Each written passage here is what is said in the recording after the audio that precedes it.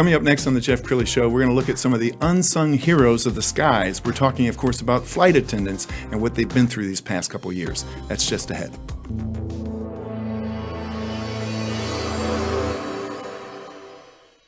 Many are predicting that the worst is yet to come, which is unfortunate, said one person here. Until now, they've enjoyed the reputation of being the nation's icebox. Watched a burglar in his home this morning by webcam. As a journalist of over 25 years, stories are what make my world turn. Reporting live from the Dallas newsroom tonight, Jeff Crilley, Fox 4 News. But in 2008, I took the jump from my familiar life and started a PR firm from my home. We're talking about anyone with a camcorder like the one I'm using becomes a television network. We started slowly growing the company, and we now have over 100 clients, and we've branched into the world of live digital broadcasting. I now own 8 different TV studios and have a huge team, and the stories that I now get to share are sometimes the most important of my life. Life has a funny way of coming around full circle. This is the Jeff Crilley Show. Well, I don't know about you, but when I go to the airport, either DFW or Love Field, I always try to have a ton of grace for the people who go to work there every single day. Obviously, they're husbands and wives and moms and dads, and they've got families to go to too. And a little bit of courtesy goes a long way. To talk about the challenges and opportunities that flight attendants face, Lyn Montgomery. She's the president of TWU Local 556. Thanks for coming on the show. Thanks for having me. Yeah. Well, I mean, I don't think I overstated that. I mean, it's been brutal these past couple years. It has been extremely brutal, not only for flight attendants, but also the flying public. And it's something that we just really want to see get better. Yes. So tell me more about your background. How long have you been a flight attendant? When did you join? Gosh, let me count. I've been a flight attendant for 27 years. I actually started working in 1992 for a small Delta feeder called Atlantic Southeast Airlines. Came to Southwest Airlines in 1995 and started doing union work in 2007.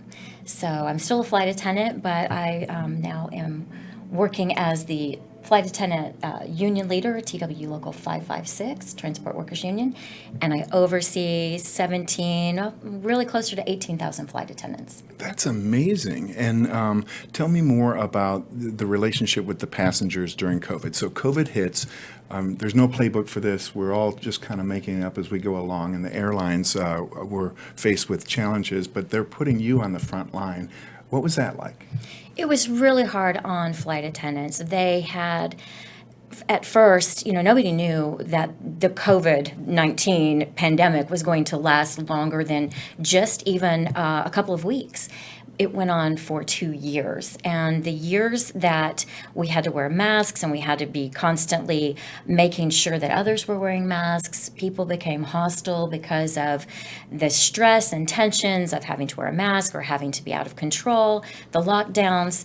It all came out on top of flight attendants' backs because they had to deal with a lot of hostility, a lot of changes, and a lot of fear for their own personal safety. Yeah, and I've got to imagine how tough it was for the men and women who are flight attendants because, a passenger doesn't have their mask up entirely, and now they're put in that position of, asking them to raise their mask. I mean, that's if you don't have that job, you don't really appreciate what we were asking you guys to do. Yeah, it was really challenging, and it made, people already sometimes feel uncomfortable when they're flying, and flight attendants do their best to make people feel comfortable. But when all that was going on, flight attendants themselves were feeling uncomfortable. So it became a very difficult thing to have to constantly oversee, as well as the flying public. Most of the flying public is amazing, right? And they're wonderful. But a few out there became very hostile and resulting in assault on flight attendants. We have been talking about that for a couple of years now. They've increased the fines with the FAA, and you can see jail time if you do not behave appropriately on board an aircraft, especially if you strike somebody. Sure, and you guys are in the middle of a contract dispute, I guess you would say, right? You're renegotiating? We are. Our contract becomes amendable, and it stays in play while we're negotiating the new contract. We began negotiating in 2018, and at that time, things were not so good for Southwest flight attendants. We were overworked. We were having issues with the company's technology. We were having technology breakdowns. We were left without hotel rooms. It was a serious issue. And then when the pandemic hit, it highlighted those issues even more. And it basically was the straw that broke the camel's back. We simply could not do any more. And the company was still believing that we could and still asking us to do more. So now we're in the thick of contract negotiations where we need to see some changes. Sure. I urge everybody to go to their Facebook page because they have these great videos, and I found one. Let's go ahead and roll that now. My name's Monet. I'm based in Houston. I've been a flight attendant for Southwest Airlines for 32 years. I've wanted to be a flight attendant since I was in junior high. It was a dream come true. They picked me because they were picky, and they chose me. I think everything has changed in our relationship and the strategy we need to deal with management. I think we should be the best that we can be and show them what we're capable of. It's heartbreaking to realize in my world that we are just a number. I was on a turnaround to Liberia out of Houston. I was flying A. I was helping an elder gentleman down the air stairs. About 4 steps down, I misstepped and tumbled down and woke up on the asphalt. They sent me to a Costa Rican hospital by myself. My crew members watched me right away in the ambulance, bawling my eyes out, and I was scared to death. What if this had been one of your flight attendants that doesn't do well alone, that isn't strong? After I was left in a foreign country, after your insurance didn't cooperate and you wanted me to pay my hospital bill, after you tried to send me to a hotel 45 minutes away in a country with bad roads and I had a head injury, someone should have been there for me. I'm walking around with no clothes on, waiting for everything to dry and a bloody bandage on my head. And since I've been home, I haven't heard from one person. Not one person has checked on me from management. And back in the day, we could stub our toe and we'd get a card or a blanket or a phone call, something to let us know we mattered. And it just doesn't feel like we matter anymore. We're not the love airline that we used to be. It's about numbers. I don't want them to hate management. I just want them to be aware that it's a business relationship now more than it's ever been. I don't want sympathy. I don't need sympathy. I want change. I want my old airline back. It feels like I'm just a number and not a name anymore, but if they want to play numbers, we've got over 17,000 flight attendants that can band together and be strong and stand for what we want and deserve. I stand with my union. Make it right. It's been wrong for way too long.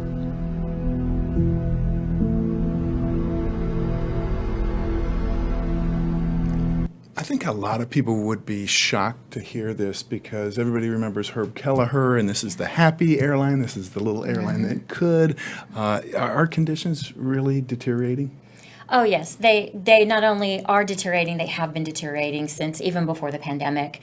And, you know, she says something in the video that's so impactful. She says, I want my old company back. And we really, as a union, are working to remind the company leaders of today, what we want to be, why we came to work for Southwest Airlines. And those principles have been abandoned. And it's exactly like she explains. I felt like I was just a number. We are just a business now. And we as a union and as the collective body of Southwest Airlines flight attendants are choosing to take a stand because we want our company to be that great place to work again. And you guys haven't had informational pickets in a long time, but you're scheduling some.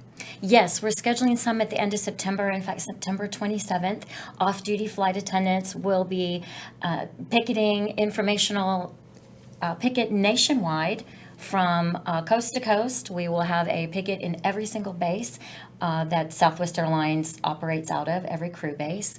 So it'll be off-duty flight attendants, and it won't impact the flying public at all. We will not impact the operation. That won't be because of us that day. And we just want people to know, and we want Southwest Airlines to hear us, that things have to change. I saw a recent Gallup poll that says that support for unions in America is the highest it's been since 1965. Does that surprise you?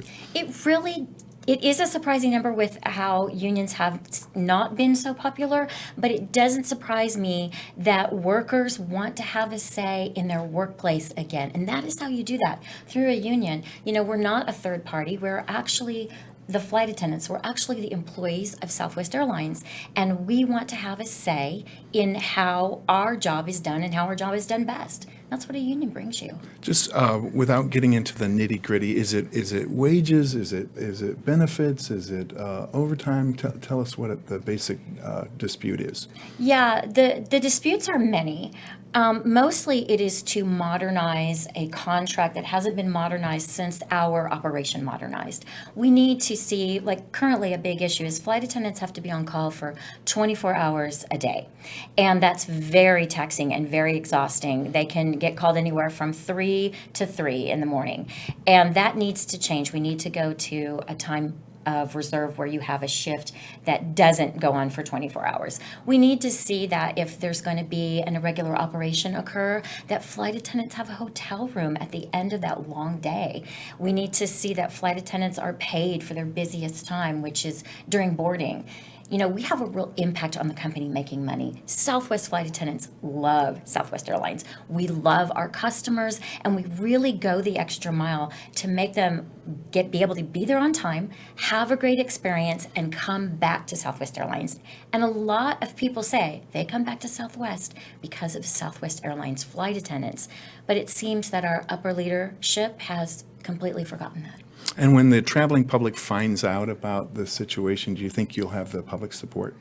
I do, because if they make it better for us, it will be made better for the flying public as well. Many of the provisions that we have proposed are items that will make it better for the traveling public. Outstanding. We've only got a minute left. Final thoughts. Just that Southwest Airlines is a wonderful company, but as we move towards being less employee-centric and more investor-focused, we have become a place that isn't as great to work anymore. It's really important that the company take a look and agree in writing to what we stated in our contract and what we've proposed, because then we can move on and start being a company that's focused only on its customers again.